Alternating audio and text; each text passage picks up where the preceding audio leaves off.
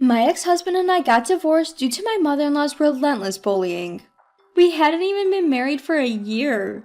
He and I were coworkers and we had a normal office romance that eventually led to marriage. The only thing that wasn't normal was my mother-in-law.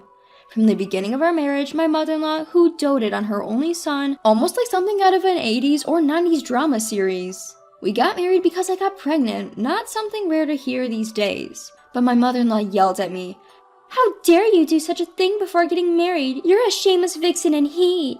Hey, it wasn't just me involved in the act. It's shocking to be treated like this on the first meeting, and it's extremely rude, making it hard to see how we could ever get along. I thought my husband would step in and say something stern to my mother-in-law, but instead he said, "Come on, Mom, I can't stay single forever," simply pacifying her, not reprimanding her. My mother-in-law muttered, "But Mark, women who get pregnant before marriage are bound to cheat." Again, it wasn't just me who created this child. I was irritated, but I thought I needed to be the mature one here and stayed quiet. "There's no way that's true. Sarah is totally into me," was my husband's response. I was unjustly accused of being a cheater even before we got married, and my husband's response was plain nonsense. I'll say it again. I didn't create this child on my own. Why am I blamed to be the only one at fault? While my husband was still pacifying his mother, I lost all the will to listen to my mother-in-law. This mother-in-law is outrageous. I have my husband's child in my belly, so I can't just leave. And so began my short-lived marriage life. My husband lives with his parents before we got married. We had agreed to live together with just the two of us after getting married. However, my mother-in-law created a big scene saying, "What are you talking about? Mark, baby, this is your home." "Alright, if that's what you want, Mom." My husband changed our plans quickly, and we ended up living with his parents. He didn't even discuss it with me. Is he really such a mama's boy? I thought he was a kind person, but turns out he just doesn't have his own will.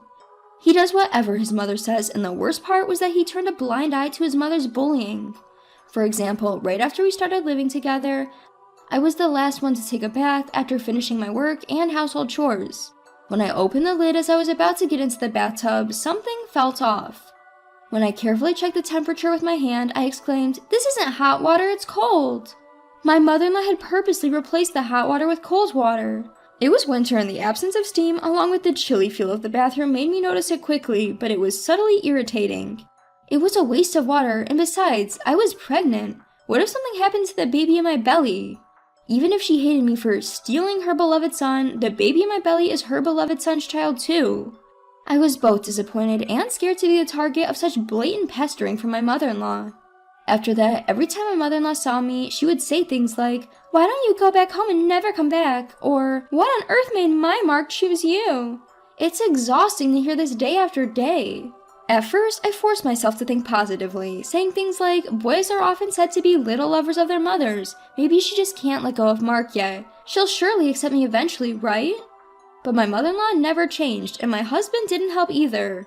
Why do I have to be the one to endure all this? I cried many times alone, hiding myself. 2 months since then, a crucial incident occurred. I was about to go on maternity leave, and due to work adjustments and handovers, I temporarily had to do more overtime. On that day, it seemed like I wouldn't get home until after 8 p.m. "I'm sorry, I won't be able to cook dinner today." I texted my husband, and he replied with "okay," so I worked overtime. However, I tried to finish my work as quickly as possible and came home exhausted, holding my pregnant belly, and smelled something delicious. My mother-in-law seemed to have already retreated to her room, and my husband was alone in the living room. "I'm home, did you make something?" "Welcome back. No, my mom made something. It was delicious." My husband spoke cheerfully, so I went to find something to eat in the kitchen. However, no matter how much I searched, there was nothing. Dirty dishes for two and empty pots and pans remained, but there was no food. "Hey, is there none left for me?" When I asked my husband, "It seems not." He answered indifferently, "Why not?" "I guess my mom didn't make any for you." "Huh? I'm always cooking for your mother too, don't I? Why not?" Since we started living together, I have been preparing meals in the morning and evening, even for my mother-in-law. She eats it while complaining that my food tastes too salty or too bland. "But my mom is angry that you as a wife come home later from work than me, her son. She also said that a wife who doesn't have prepared meals is a failure." My husband implied that it was my fault. Isn't that unfair? Given my mother-in-law's past behavior, it was no surprise that she didn't make my dinner. She's been belligerent from the beginning. The real problem was my husband. Didn't he think anything of this? Huh, what's unfair? It seems he didn't. Aren't you going to prepare a portion for me? Why? Do I really need to explain? Your wife came home exhausted and there's no meal for me. When you get married, it requires efforts from both sides. Why do I have to be the one to put up with everything? It's your fault for coming home late. If you're upset, you should have come home earlier and made something yourself. That's enough. My husband is so self-centered that he doesn't understand. Both my husband and I work at the same company and our salaries are almost the same. Why do I have to do all the housework and work as well? It would be nice if Kevin could cook for me once in a while.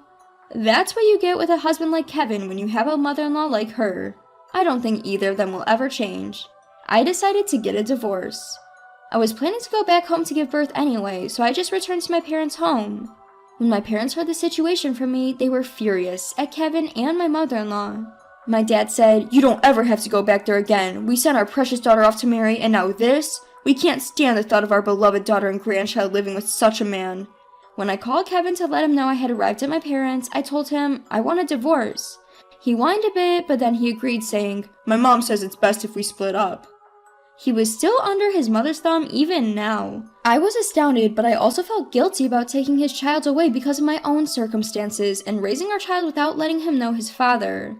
So when our son was safely born, I sent Kevin a line message with a photo saying, "Our son is born," but he just read it and ignored it. After a while, he replied, "My mom says we don't need custody, so you don't need to send photos."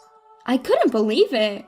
He didn't express any joy over his own son or any gratitude for the birth of our baby.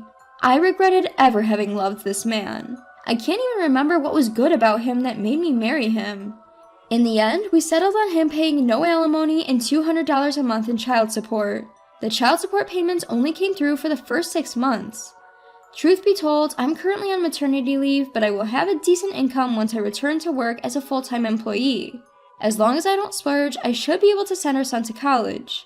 But I hate calling my ex-husband just to get the $200 in child support. So I waited 3 months until the payments had completely stopped. $200 a month doesn't seem too much, and I can't believe he'd forget about it. Reluctantly, I contacted my ex-husband. "Hello, I wanted to talk about the child support."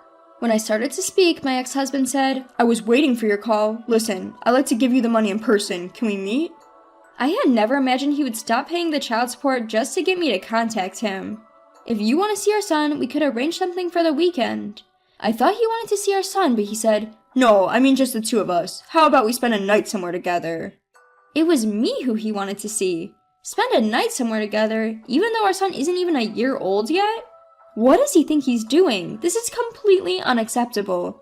"You broke up with me not because you hated me, but because you didn't get along with my mom, right? So it's fine if we meet outside, right?"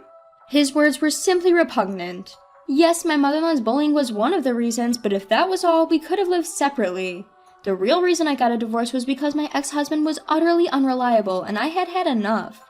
I never thought he could be this crazy. Why didn't my past self notice just how awful of a person this guy was? No way, handle the child support via bank transfer. With that, I hung up the phone and blocked his number. I don't want to ever have to call him again, even if he stops transferring the money. I decided to make up the $200 a month by working. After my maternity leave, I arranged to work at a different branch at the same company so I wouldn't have to see my ex-husband while working hard to raise my son. I think it was about 7 years after the divorce. I received a call from an unknown number, which I thought was work-related, but it turned out to be my ex-husband. "Hey, we split up because of my mom, right? She's hospitalized now. How about coming back?" he said. No, that's not it. We split up because of your mom, but I left because you were impossible to deal with. Don't call me again, I responded. After hanging up, I promptly blocked his number again. My ex-husband's utter nonsense still astounds me. I feel deeply satisfied with my decision to leave him. Years passed, perhaps about 10 since the divorce. I had completely forgotten about my ex-husband when I received a call from an unknown number. I hadn't changed my number because I also use this cell phone for work. I had a fleeting thought of my ex-husband, but I figured it'd be fine because I had blocked his last number. To my surprise, the call was from my ex-husband, informing me of my ex-mother-in-law's death and asking if I would attend the funeral. I offer my condolences, but I can't attend the funeral. Why should I have to attend the funeral of a woman who bullied me? I struggle to understand. Why not? My mother is no longer here. We are getting back together, so I need you to meet our relatives at this occasion. My ex-husband took it upon himself to move the conversation along, but I interjected. Wait, what are you talking about? Hey, I absolutely won't attend the funeral, and even if heaven and earth were to turn upside down, I would never get back together with you. Got it? I hung up and of course blocked this number as well. I consulted with my mom about whether it would be appropriate to send a condolence card as a mature response, but my dad, who had been listening, vehemently opposed, saying, absolutely not. A week or so passed without doing anything. Out of the blue, my ex-husband showed up at my place. It was our first encounter in 10 years. Long time no see, Sarah. I've come to pick you up. He even brought a bouquet of flowers. No thank you. It's scary how little he understands. Thankfully, my son was out at a soccer club practice. I have a lot to talk about. Why not have some tea? He tried to enter my home without my permission, but I had no intention of letting him in. Leave! What's wrong, Sarah? Is this a door-to-door sale? As I was arguing with my ex-husband at the entrance, my father poked his head out. You! How dare you step foot in our house? Get out of here right now! With my dad's support, I felt emboldened and said to my ex-husband, we are divorced, we're strangers now, there's nothing to pick up or drop off, my home is right here, I absolutely hate the idea of remarrying you. So, what do you say to starting over as lovers? Things were going well when we were just dating, weren't they? No, it's just, I can't anymore, it's physically impossible for me. My ex-husband continued to push, but circumstances were drastically different now. You know, during our marriage, you never once protected me from your mother, and you never did anything yourself. After the divorce, you didn't pay child support and never visited to see your son. What makes you think I would want to get back with you? I can't understand your thinking at all. Leave before I call the police, and don't show up in front of me again. I hoped my point was clear, but my ex-husband fell silent for a moment before uttering, Then who's going to take care of me? Huh? Both me and my father were too bewildered to comprehend his words. I mean, who will take care of me? Now that Mom's gone, it's supposed to be you, isn't it? I've also been missing you at night. He fumbled through his words, possibly feeling a bit embarrassed towards the end. I felt shivers run down my spine. It's true, when you're utterly repulsed by someone, you find it hard to articulate words. My silence triggered my father's outrage. What a joke! What do you take my daughter for? Please don't be mad, Dad. My ex-husband pleaded, but it was of no use. Damn it, I don't want to be called Dad by the likes of you. You're nothing more than a stranger. You disgust me to the point I can't even hold a conversation. Get out. But I came here to get my wife back. My ex-husband stubbornly persisted, but the sound of the cop's siren got closer and louder. The police car arrived and stopped in front of our house in no time. The neighbors started to gather around to see what was happening. Sarah, I called the police since it wasn't getting anywhere, my mother announced, coming out from the back with a phone in her hand. Good job, well done. My father cheered with joy. And thus, my ex-husband was taken away by the police and I was relieved. I later hired a lawyer and managed to get a restraining order against my ex-husband. It was clear that maintaining distance was the best course of action when communicating was so difficult. His workplace also got to know about this, and during the spring staff changes, he was transferred to a far-off remote island.